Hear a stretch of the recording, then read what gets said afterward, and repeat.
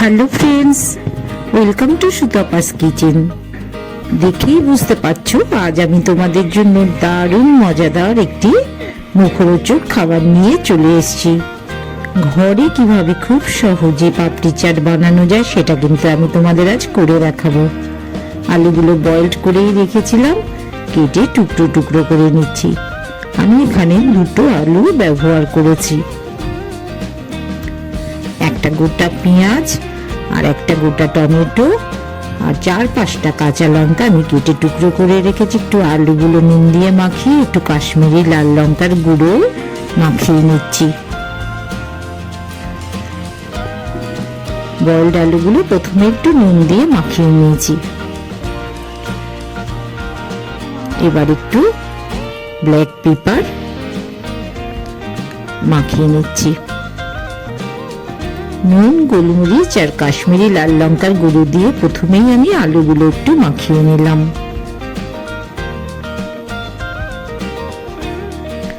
এবার কুচো পেঁয়াজগুলো কিছুটা আমি মিশিয়ে দিচ্ছি, টমেটো কাঁচা লঙ্কাটাও কিন্তু কিছুটা মিশিয়ে দিলাম। আবার একটু মিশিয়ে দিলাম, 1/2 চামচের মতন আমি বিট লবণও মিশিয়ে দিচ্ছি। একটা ভাজা মশলা করার জন্য একটা তেজপাতা, ধনে, শুকনো লঙ্কা আর একটু গোটা জিরে নিয়ে নিয়েছি। শুকনো কলায় আমি একটু এর মশলা বানিয়ে রাখবো। এই মশলাটা আমার কিন্তু সবসময় ঘরে করা থাকে, আজ আমার নেই বলে তোমাদের অনেকেরই হয়তো ঘরে করা থাকে। তোমরা এই মশলাটা ইচ্ছে করলে বাড়িতে বানিয়েও রেখে দিতে পারো। অনেক কিছুতে কিন্তু এই মশলাটা খুব ব্যবহার করা হয়। আমি একটু হালকা একদম গ্যাসের ফ্লেমটা একদম কমিয়ে নিয়ে একটু সিমেতে আমি একটু ধনে, জিরে, শুকনো লঙ্কাটাকে ভালো করে একটু নাড়িয়ে নিচ্ছি। এবার একটু পেস্ট করে নেব। তেঁতুলটাও কিন্তু একটু জল দিয়ে আমি একটু ভিজিয়ে রেখেছিলাম। একটু তেঁতুলের কাই আমি ব্যবহার করব, পাতলা তেঁতুলের কাই। যে ভাজা মশলাটা বানালাম, 1 চামচ মশলা আর একটু লবণ আমি তেঁতুলের সাথে মিশিয়ে নিলাম টেস্টের জন্য। আলু মাখাটা কিন্তু আমার মোটামুটি রেডি হয়ে আছে।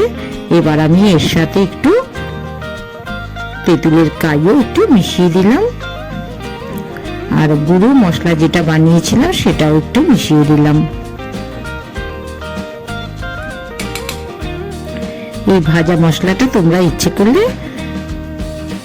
পরিমাণে ঝালটা যে যেরকম খাও সেভাবে তোমরা মিশিয়ে নিতে পারো, আর একটু ধনেপাতা কুচিও মিশিয়ে নিতে পারো।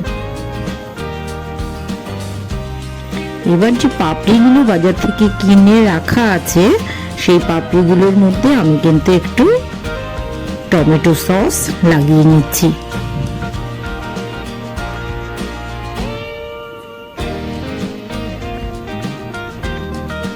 সবকটার মধ্যে একটু টমেটো সস লাগিয়ে নিলাম।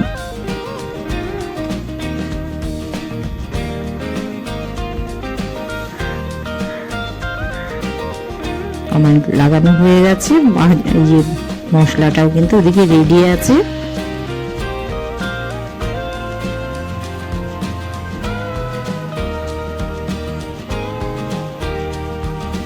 এবার যে আমি সমস্ত আলুর যে গ্রেভি মানে কাইটা রেডি করে রেখেছিলাম, সব মশলা মেশানো, সেটাকে কিন্তু আমি একটু একটু করে ছড়িয়ে দিচ্ছি। সবকটা পাপড়ির উপরে অল্প অল্প করে ছড়িয়ে দিচ্ছি।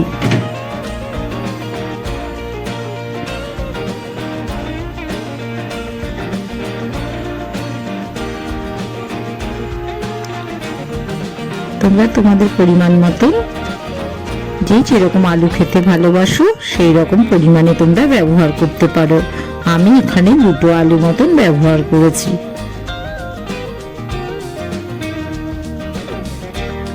এবার উপরে আমি আবারও যে একটু পেঁয়াজ কুচি রেখে দিয়েছিলাম আলাদা করে, সেই পেঁয়াজ কুচিটাও আবারও একটু ছড়িয়ে দিলাম।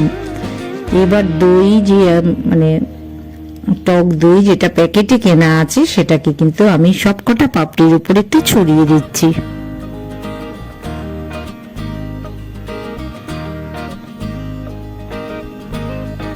উপরে একটু কিন্তু আমি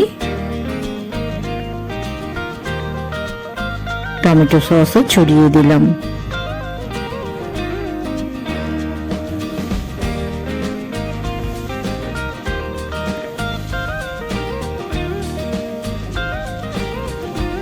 এক্ষেত্রে কিন্তু তোমরা ইচ্ছে করলে পাতলা একটা মিষ্টি তেঁতুলের আচারও তৈরি করে নিতে পারো। একটু ভুজিয়া ছড়িয়ে দিলাম,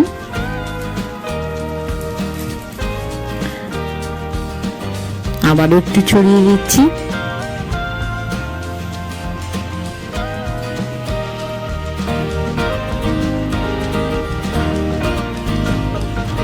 একটু চিনি বাদামও ছড়িয়ে দিলাম।